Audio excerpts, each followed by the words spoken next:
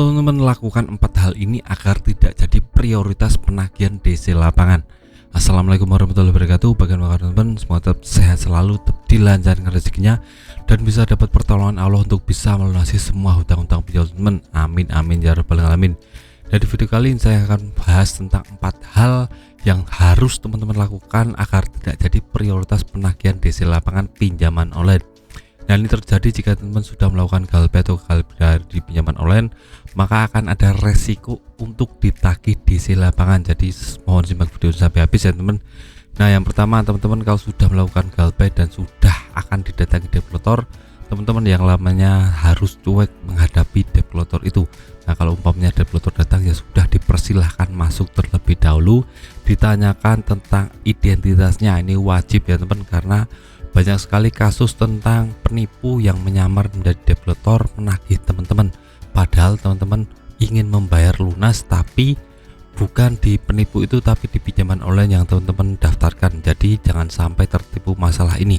Jadi wajib hukumnya untuk tanya identitas tentang debt collector ini, tanya surat kuasa, tanya surat penagihan. Nah, teman-teman cocokkan nih apakah benar dengan yang teman-teman pinjam atau tidak. Nah, kalau benar dari misalnya Aku Laku itu ada surat penagihan dari Aku Laku, surat kuasa untuk menagih, surat identitas sebagai debt collector, itu harus teman-teman tahu dan pahami ya teman.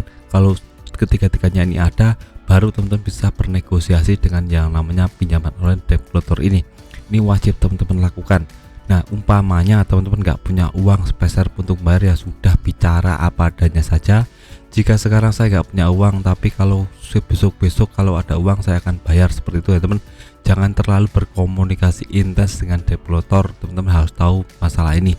Jadi intinya teman-teman harus cuekin kalau debt collector datang ke rumah. Jangan pernah yang namanya memberikan harapan palsu, besok saya akan bayar, minggu depan saya akan bayar. Tidak boleh seperti itu ya teman. Kalau teman-teman sekali saja memberikan janji palsu kepada debt collector, misalnya teman-teman besok saya akan bayar tapi teman-teman besok nggak bayar, nah ini bisa menjadi indikasi kuat bahwa debt collector akan datang terus-menerus karena teman-teman sudah punya atau menjanjikan hal untuk membayar tagihan. Jadi jangan pernah melakukan ini agar tidak jadi prioritas penagihan debt collector.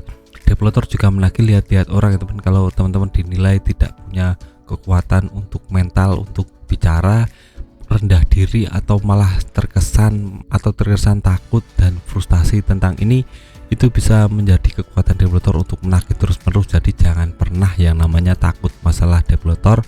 Yakinlah ini cuma masalah perdata, bukan pidana, jadi tidak akan ada konsekuensi hukum yang menyangkut teman-teman. Misalnya di penjara atau sita aset, itu 100% tidak ada hal yang berhubungan dengan pinjaman online tentang masalah ini. Jadi teman-teman lebih aman ke depannya. Tugas dari debt collector cuma mengingatkan kita membayar, jadi tidak sampai mengintimidasi atau berbuat kasar atau melakukan berbagai macam hal agar teman-teman membayar tagihan. Itu wajib teman-teman pahami dan langsung teman-teman praktekkan. Jadi jika debt collector datang, langsung tanyakan identitas. Kalau sudah memang ada debt collector yang sudah punya identitas, teman-teman bicara apa adanya tentang ekonomi teman-teman dan dicuekin saja, jangan pernah tanggapin terlalu serius. Nah, jika teman-teman sudah datang ke debt collector, maka teman-teman harus tahu kalau debt collector rajin datang ke rumah teman-teman, berarti teman-teman masih jadi daftar prioritas penagihan debt collector. Jadi teman-teman harus paham tentang ini. Jadi umpamanya sudah tidak ditagih, itu artinya teman-teman sudah lepas dari daftar prioritas penagihan.